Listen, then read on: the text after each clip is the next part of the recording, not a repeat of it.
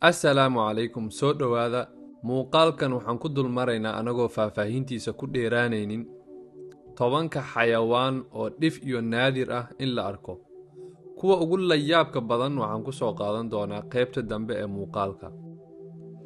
Xayawaanka ugu horeeya listiga waa xayawaan lagu magacaabo the Seneca white deer. Waa deer cad. Deeradan deeradaha kale waxay uga duwan tahay kalarkeeda, halka deeradaha kalarkooda uu yahay inta u dhaxaysa kalarka brownka ama kafeega ilaa kalarka madowga.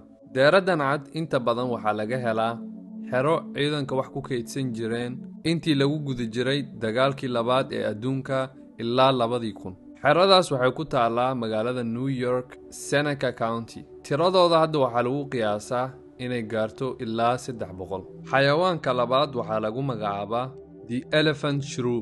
Xayawaankan uga eg seenta dambe sida dooliga ama jiirka, afkiisa horena uga eg maroodiga seentiisa. Xayawaankan waxaa laga helaa East Africa, gaar ahaan xeebaha Indian Ocean ilaa Tanzania. Xayawaankan wuxuu ila ekaaday mid Soomaali ah maadaama laga helo xeebaha Soomaalida, iyo magaciisa labaad oo ah Sengis maadaama seen dheer uu afka ka leeyahay.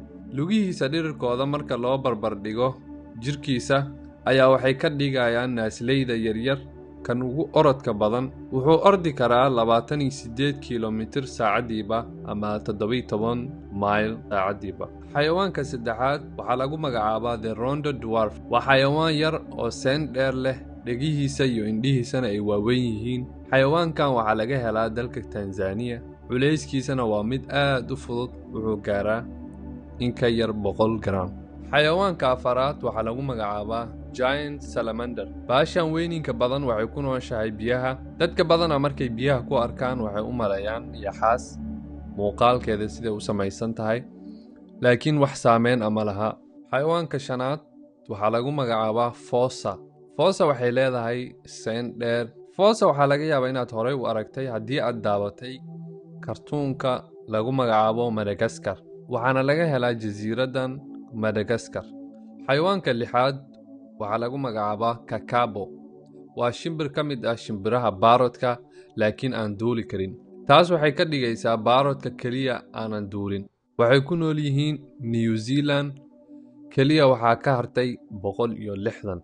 Waxay jecel yihiin inay fuulaan geedaha maadaama aanay biibi karin. Waxay isticmaalaan farahooda oo aad awood u leh. Xayawaanka toddobaad waxaa lagu magacaabaa the Saiga antelope. Waa deer afkeeda hore mucjiso ah, waxaana laga helaa bartamaha Asia. Tiradooda waxay gaartaa ilaa 50,000. Aanu gudubno xayawaanka sideedaad, waxaana ugu jiro blobfish. Kalluunkan wuxuu ka mid yahay noolayaasha badda meesha ugu hooseysa ku nool, waxaana laga helaa badaha Australia iyo New Zealand. Xayawaanka sagaalaad waxaa lagu magacaabaa okapi. Xayawaanka magacyadiisa waxaa ka mid ah zebra giraffe. Waana labada xayawaan ee kugu soo dhacaya muuqaalkiisa kore markaad fiirisid. Wuxuu ku nool yahay waddanka Congo ee bartamaha Afrika.